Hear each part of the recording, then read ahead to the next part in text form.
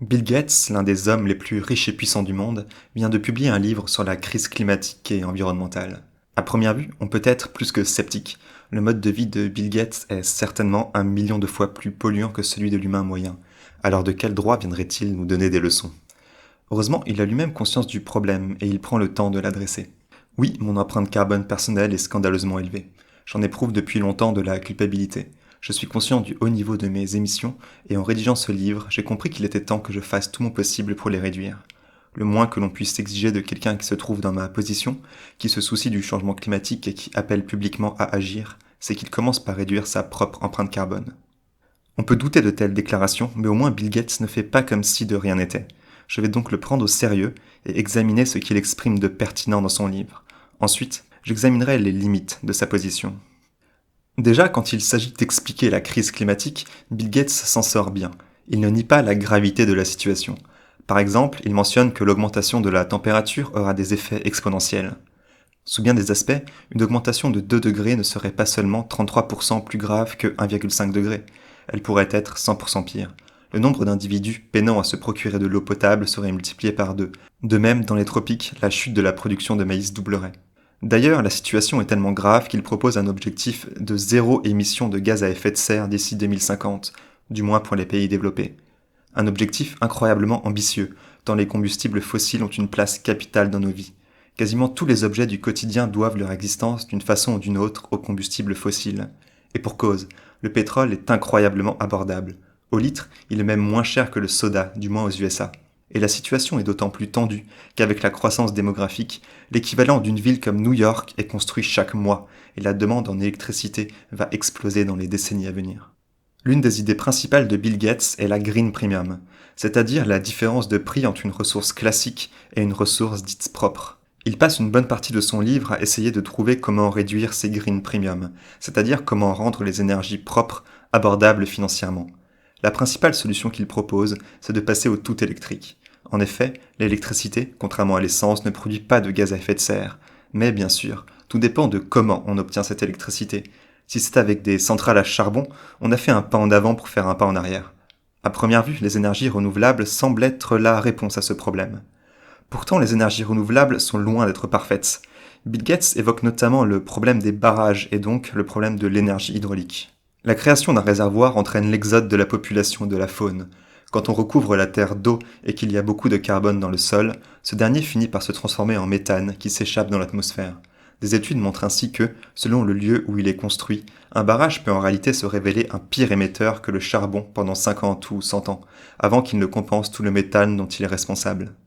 Quant à elles, les énergies solaires et éoliennes sont complètement dépendantes de la météo. C'est le problème de l'intermittence. Le soleil et le vent sont des ressources intermittentes. Ils ne produisent pas d'électricité 24 heures sur 24, 365 jours par an. Or, notre besoin d'électricité, lui, n'est pas aussi intermittent. Nous en voulons tout le temps. Par conséquent, si le solaire et l'éolien doivent constituer une grande partie de notre combinaison électrique et que nous souhaitons éviter des coupures majeures, il nous faut d'autres solutions pour les moments sans soleil ou sans vent. Soit nous devrons stocker le surplus d'électricité dans des batteries, ce qui est excessivement cher, soit nous devrons ajouter d'autres sources d'énergie qui utilisent des combustibles fossiles, comme les centrales au gaz naturel qui ne fonctionnent que quand nous en avons besoin. Voilà qui limite déjà la valeur du solaire et de l'éolien, mais ce n'est pas tout. Malheureusement, l'intermittence nocturne n'est pas le problème le plus difficile à régler. La variation saisonnière entre l'été et l'hiver constitue un obstacle bien plus important. En effet, on ne peut pas compter sur le soleil pour se chauffer en hiver, ni même sur le vent qui n'offre pas de certitude. Mais pourrait-on résoudre ces problèmes de variabilité en stockant l'énergie dans des batteries? Par exemple, quelle quantité de batteries faudrait-il pour alimenter une ville comme Tokyo pendant 3 jours complets? Réponse. Il faudrait plus de batteries que le monde n'en produit en une décennie. On comprend donc que le problème de l'intermittence du solaire et de l'éolien n'est pas prêt d'être résolu par les batteries, et ça risque de rester le cas pendant très longtemps. Les inventeurs ont étudié tous les métaux que nous pourrions utiliser, et il semble peu probable qu'il existe des matériaux qui aboutissent à des batteries nettement plus performantes que celles que nous produisons déjà. Je pense que nous pourrions les améliorer d'un facteur de 3, mais pas d'un facteur de 50. Et c'est sans compter le fait que les besoins en électricité vont drastiquement augmenter. Nous aurons besoin de beaucoup plus d'énergie propre.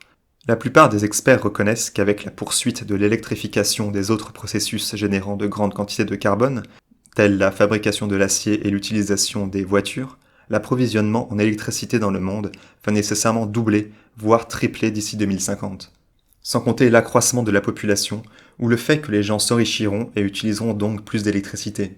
Par conséquent, le monde aura besoin de bien plus que 3 fois la quantité d'électricité que nous produisons aujourd'hui.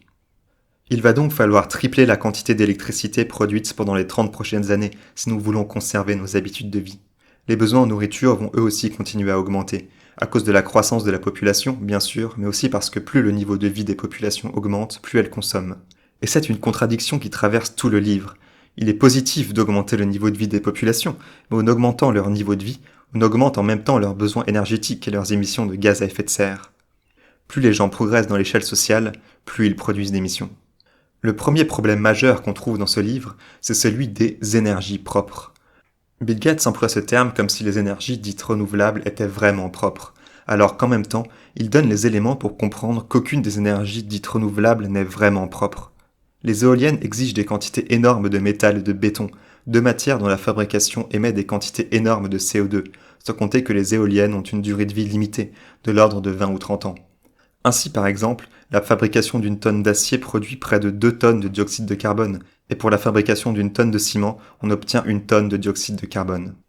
Les panneaux solaires, eux aussi, exigent de vastes quantités de minerais, notamment la silice, dont la production émet beaucoup de CO2. Quant à l'énergie hydraulique, Gates a directement évoqué ces problèmes, comme on l'a vu. Ces méthodes de production d'énergie sont également bien moins efficaces que les combustibles fossiles ou le nucléaire, sur le plan de l'espace qu'elles exigent sur nos territoires. La logique est la même pour les voitures électriques.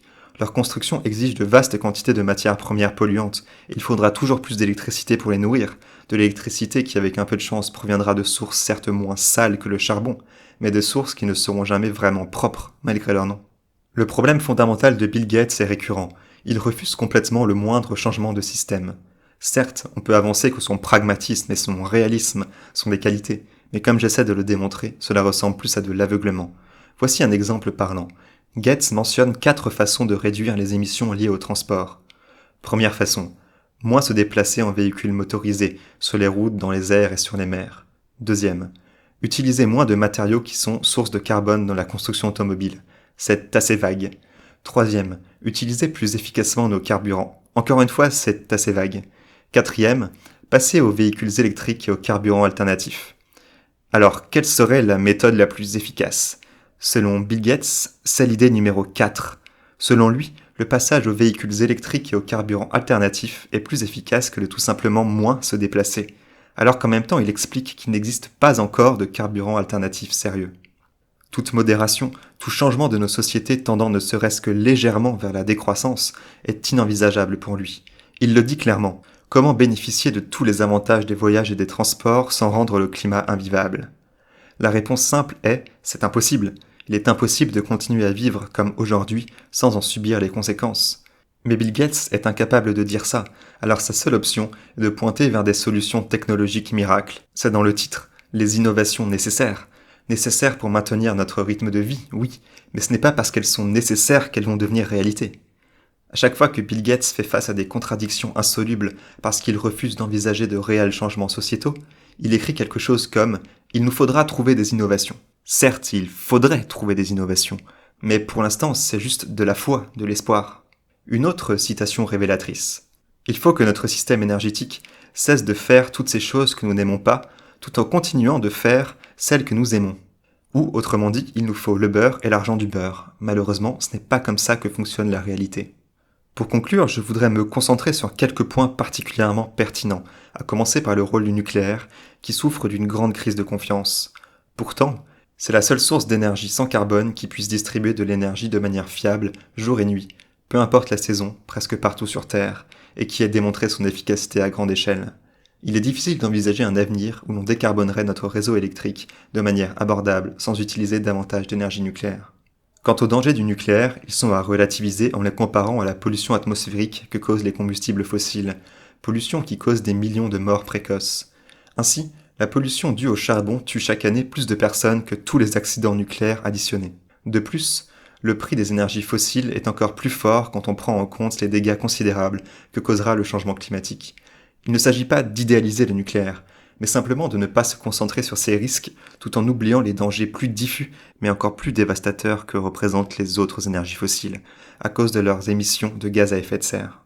Par ailleurs, Bill Gates est sans doute un capitaliste impitoyable, mais sur les questions climatiques, il a le bon goût de reconnaître l'importance cruciale des États. Nous avons besoin que le gouvernement intervienne massivement pour offrir les avantages appropriés et veiller à ce que l'ensemble du système profite à tout le monde. En effet, ce sont les décisions politiques à grande échelle qui peuvent avoir des impacts concrets. Et si Bill Gates suggère aux individus des choses classiques voire ridicules, comme réduisez les émissions de votre maison ou achetez une voiture électrique, voilà quel est son premier conseil. La chose la plus importante que chacun d'entre nous puisse faire pour aider à éviter un désastre climatique est de s'engager dans le processus politique. Difficile de le contredire sur ce point. Simplement, j'ai tendance à penser que cet engagement doit se faire en gardant en tête l'idée capitale que la croissance infinie dans un monde fini est impossible. Idée que l'on ne trouve nulle part dans les pages du livre de Bill Gates.